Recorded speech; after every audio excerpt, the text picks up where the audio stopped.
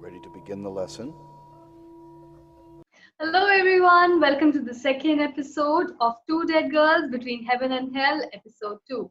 Salty Zombie Girl, and here we have Sweet Zombie Girl, and we are going to share what happened with us during our 1 week of reading this time. Hi, Salty. What? Hi, Sweet. Why am I calling you Salty all the time? Yeah, hi, how are you? I'm How's doing your week? fine. Yeah, My God, with ABD 7 chambers, 9, it's yeah. quite a journey. Mm. How are you Yeah, doing? I'm doing well. Apparently, Alka has been having a lot of fun doing the promotion for this stuff. I guess you've made some people angry or something. You should tell me Oh about yeah. Yes, I posted this postcard on my Instagram actually, which was rest in peace for myself, and it made a lot of people really furious. Some were like, you don't do these things, and some were like, wow, I really like this idea, and some after seeing the promotional. But yeah, some were about to send my family flowers. Oh my goodness. Oh, you played dead too well.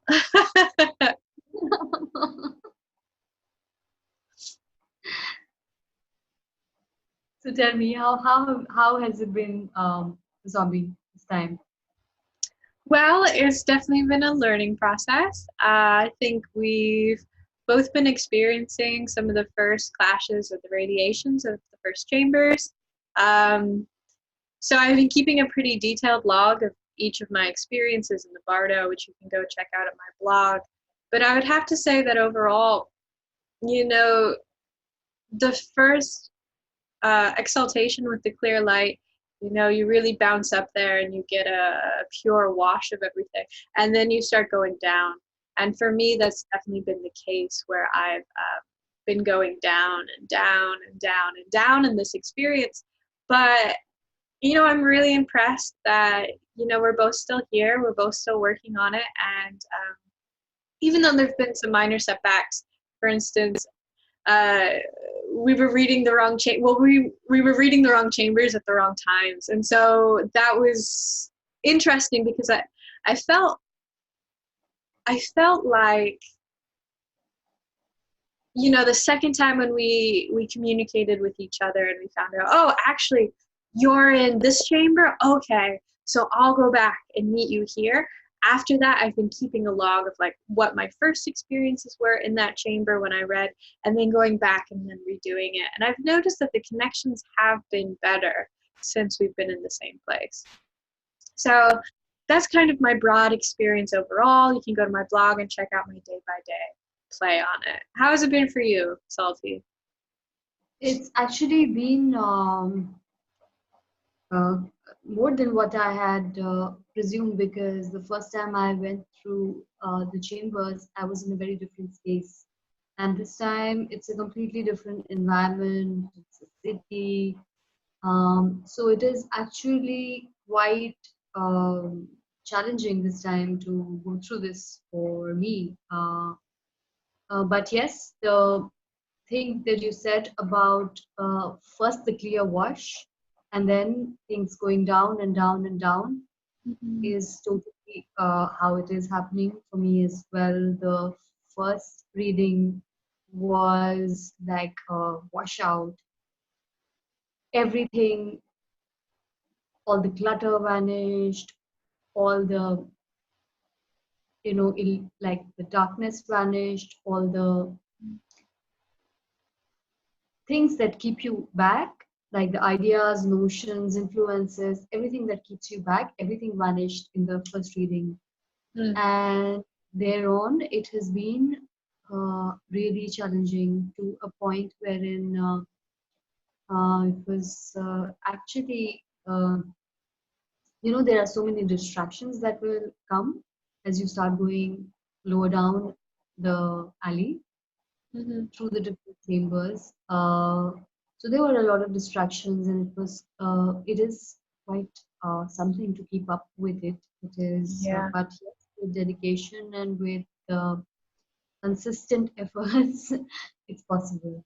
Hmm. Um, And you mentioned before that you were directing the readings in a more broad spectrum. Can you tell me about how, because I was really curious about that, can you tell me how you're sort of navigating, or what your reading sessions are like?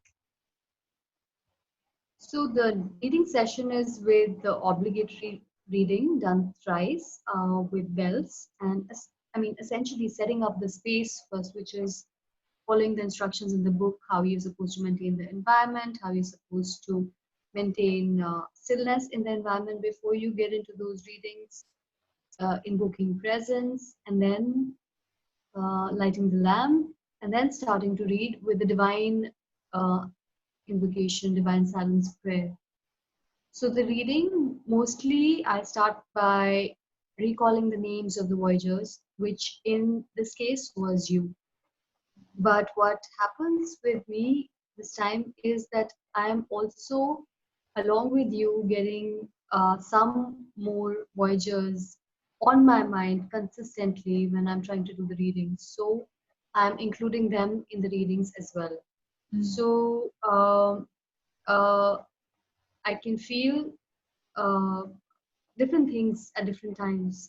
First of all, different temperaments coming into picture. There are different temperaments, different emotions that get generated within me when I'm trying to do those readings, because sometimes it is very difficult to read for uh, some people. So just like objectively approaching it is the main task for me right now. And that's why I'm saying it's actually way more challenging than I was imagining in the first book. So yeah, setting up the mental space, setting up the emotional space, the physical space, and then approaching and trying to not read for myself is also another thing that I have to keep in mind. Like I am I'm almost pushed into reading for myself, which is not a good idea. Because why it is not a good idea is because you are walking yourself every time further and further down, which kind of creates a lot of self doubt all the time. That's what's happening for me.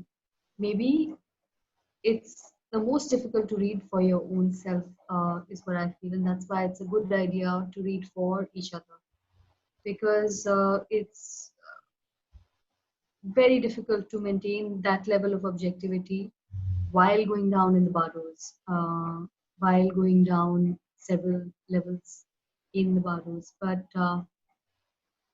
yeah, that's the overall perspective of how my readings have been so far.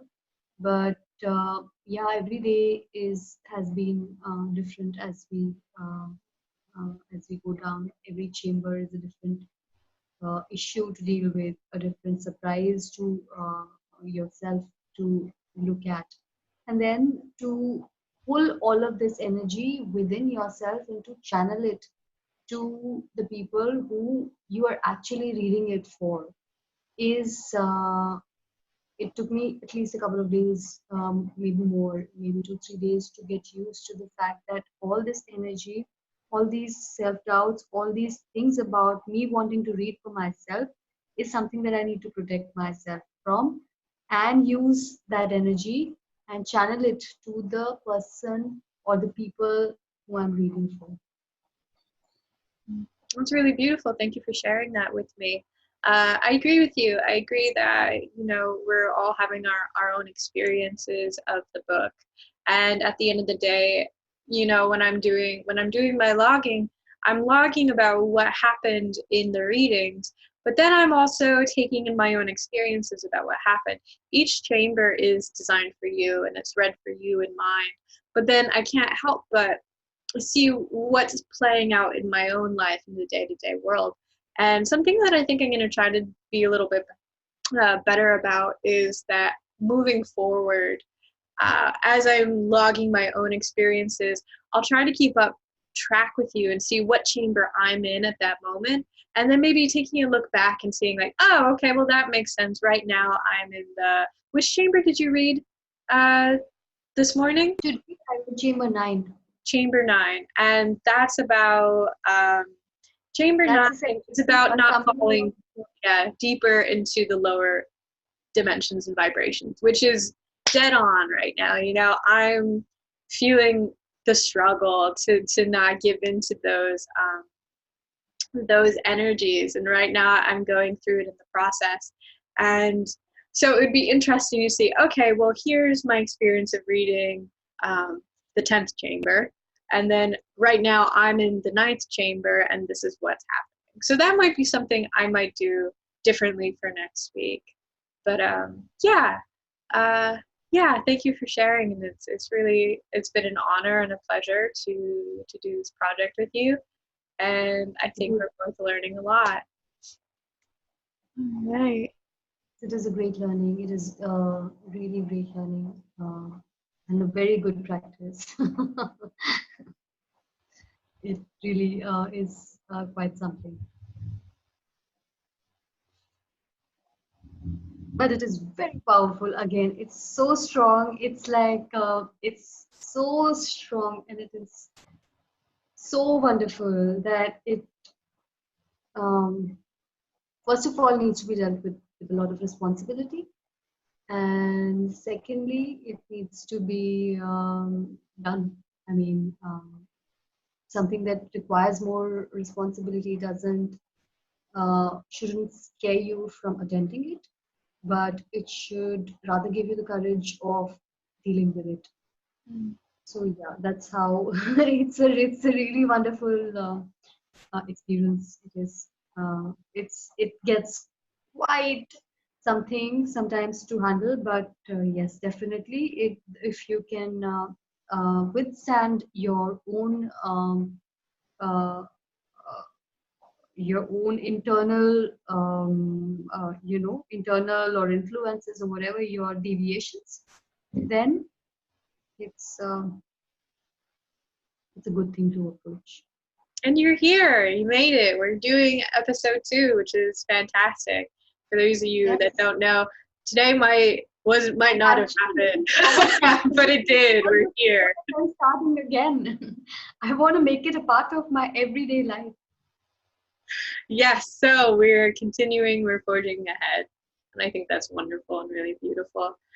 So did you have one important takeaway that you wanted to mention? I'm just looking at the log here. Oh, if I talk about the log, I think I felt your presence sometimes very, very comforting. Specifically, I felt like I actually felt protection a lot of times. And but sometimes when I was reading, I've not kept like a daily detailed log, but some things I wanted to speak about is that after reading it is sometimes overwhelming, but there are times when somebody is there reading for you, and you do feel you feel sudden changes in your general vibe. Thank you. That's wonderful to hear. I'm glad. Yeah, I think you're right about that. And knowing that there's going to be continued reading for me is really nice, because I feel like we both probably could use it right now in our lives. But yeah, I think one of the major takeaways for me this week is, oh, gosh, there are just so many. It's just so hard to pick like one important takeaway. I think it's to be compassionate, to really try to be compassionate. Yes. Yeah.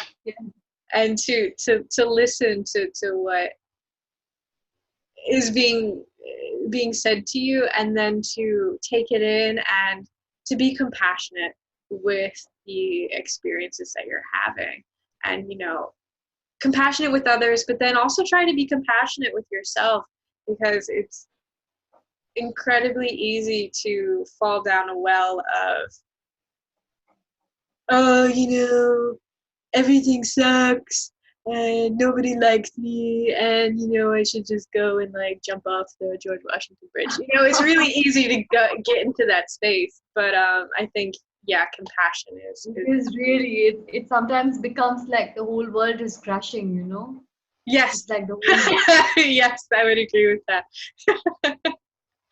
But yeah, so Beetlejuice. Last week we did Beetlejuice. We watched Beetlejuice, and yeah, that was really fun. What did you think of?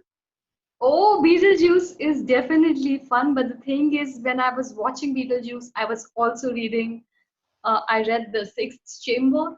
Oh, really? Uh, Okay. so that in the middle of Beetlejuice, I was feeling scared. Oh, really? Oh no. Neither attracted nor repelled. I had to, yes, I had to tell myself that so many times that, okay, relax. I had to actually watch it in parts, to so that I'm able to watch it. But by the end of it, the message that Beetlejuice puts across is far out there, which is it actually made me much stronger the watching the end of that movie. Mm. Not that I'm watching it for the first time, but like watching the end, it really, really gave me like a lot of strength and a lot of happiness. In fact, I saw the reflections of the movie in parts in what's going around with me.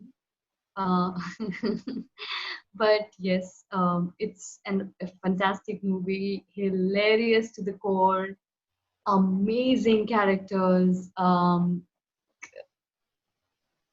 great insight into the Bardos, like a great piece of work into the Bardos, sometimes alarmingly so. How so? But Can you explain? so the shock value of is kind of camouflaged in the comic relief of things. It's the best way of approaching a subject like Bardos. Yeah, I think so too. Humor always makes like really weird spaces or tough times a lot easier to deal with. Also, the spirits, like the main characters, the husband and wife,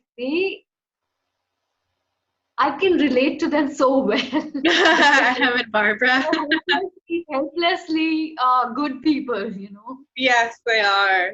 They're who I want to be when I grow up. Yeah. So Uh, yeah, so oh, so yes, what that was the? added a lot of power to my being relating with those characters and putting those placement of those characters in the reality of this world. Mhm. Uh, it is very important for me. It was very important for me to watch this movie at this point in time because my experience was leaning a little bit on a little bit of disturbing side. So, having watched the positive affirmation and the other side of the Bardos, which is the angels and the guides and all of that, Mhm. is the uh, is the is the uh, is the main stroke of strength for me during this week. So Beetlejuice all the way. Do you have your book? I'm so curious what the Sixth Chamber is about that you were reading. It was primarily focusing on not giving in to the yellow light, I think, Okay. and Oh no, saying, I'm okay, wearing yellow. Ah! I'm a hungry ghost.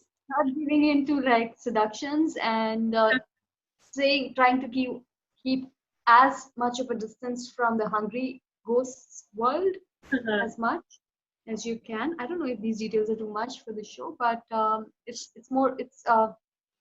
it is like when you are seeing like the momentum of falling down has actually begun and you're like, oh my god, what's going on there. Mhm. So at that point in time, dealing with watching those lower manifestations in form of characters in the movie, it actually was the thing that disturbed me. But the manifestation of the friendly guides in form of the two main characters set it right for me. And actually, yes, I got friendly guides manifesting out of nowhere, like people who I did not expect to hear from in ages. They came up with sudden uh, great pieces of news and great offerings. So yeah, and great support. So Yeah, lots manifestation of of support. Yeah, I've seen that. I've seen that on your page. the guides. Um, I forgot what I was gonna say, but yeah, I guess that makes sense. There are also some Hungry Ghost type characters in the movie. I mean, you can consider Otho sort of a hungry ghost, because he's always looking for more experience or more recognition for different things. Throughout the movie, he's like, I was a hair analyst briefly, or my stint in modern America today, or stuff like that. And I also thought it was really interesting that out of all of the characters, apart from Lydia, Otho was the one who could actually like see them in the beginning. I took a short gif of it, and he sees them just for a split second, but he can do it. But the issue with Otho as a main character is that he's so overwrought with that dimension, that hungry ghost dimension, that he can't experience it. He has to try to control it or get something from it, which ultimately doesn't wind up working for him.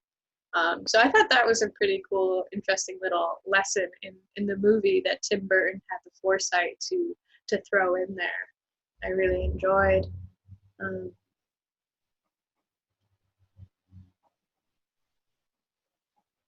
for me, my experience of Beetlejuice, it's a movie that I always watched when I was sick at home with my dad. Rest in peace. Speaking about ghosts, friendly ghosts. Uh, and so every day when I was home, and I would try to play hooky as often as possible because I just hated public school. So I have so many memories of sitting down on his red velvet couch and curling up with some ginger ale and some dum dum lollipops and watching Beetlejuice. So it always reminds me of him. So that's right off the bat. It's always a way for me to connect to someone who's already passed on.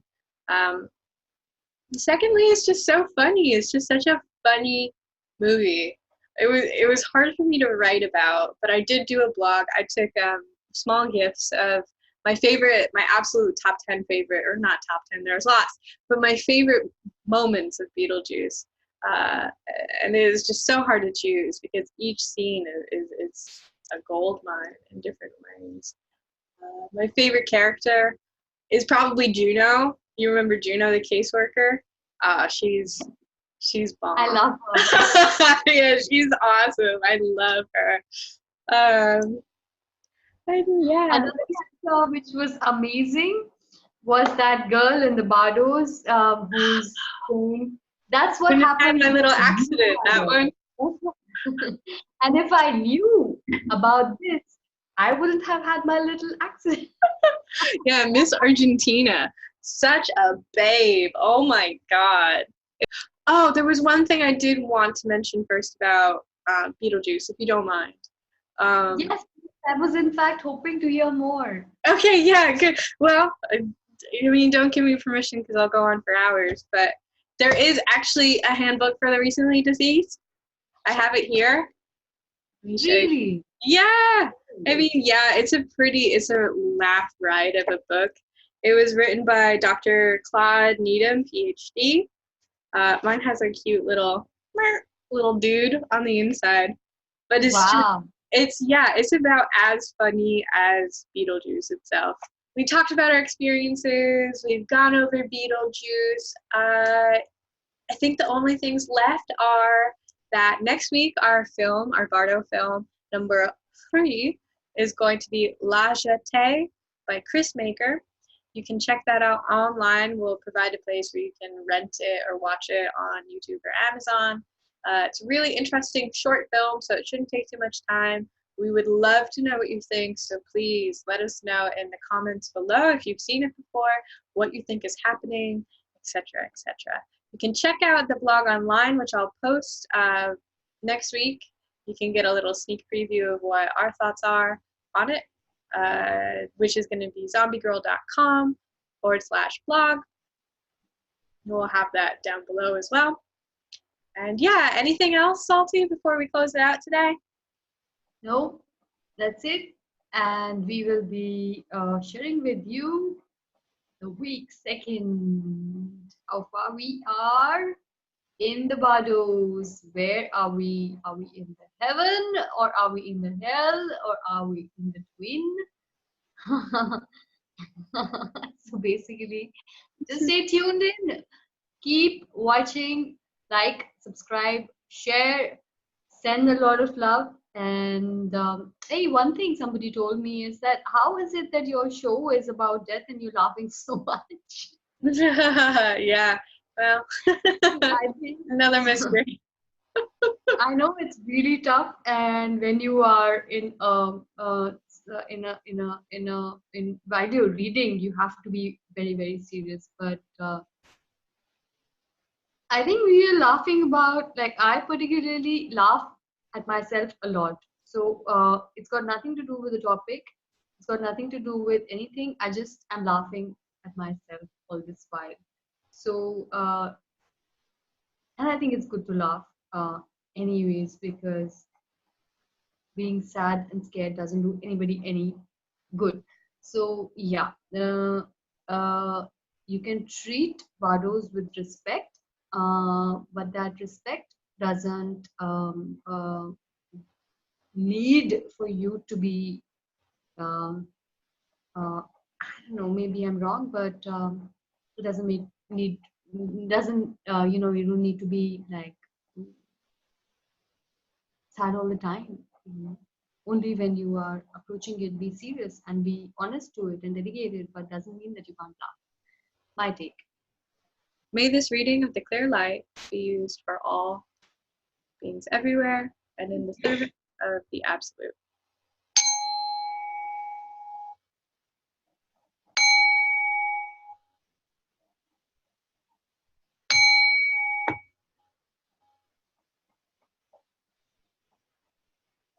Now, I am experiencing the clear light of objective reality. Nothing is happening. Nothing ever has happened.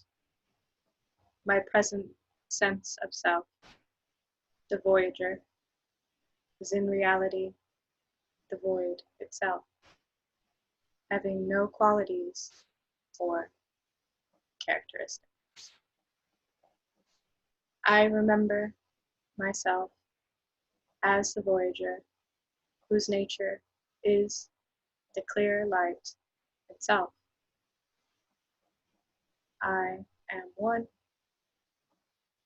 There is no other. I am the voidness in the void, the eternal, unborn, the uncreated, neither real nor unreal.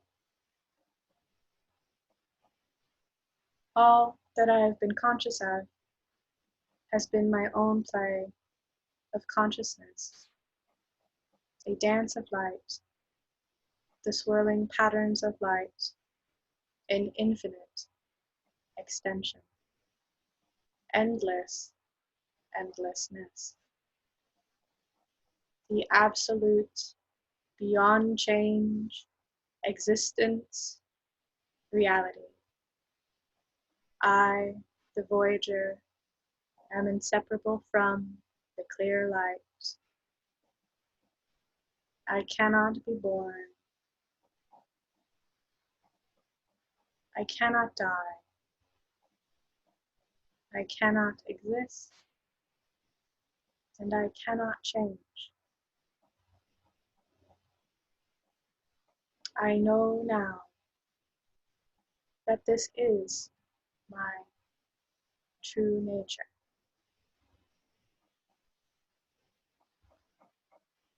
This ends the reading of the clear light.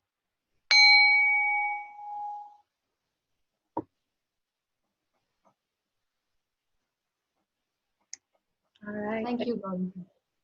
My pleasure. See you all next week. Peace, love, and zombies.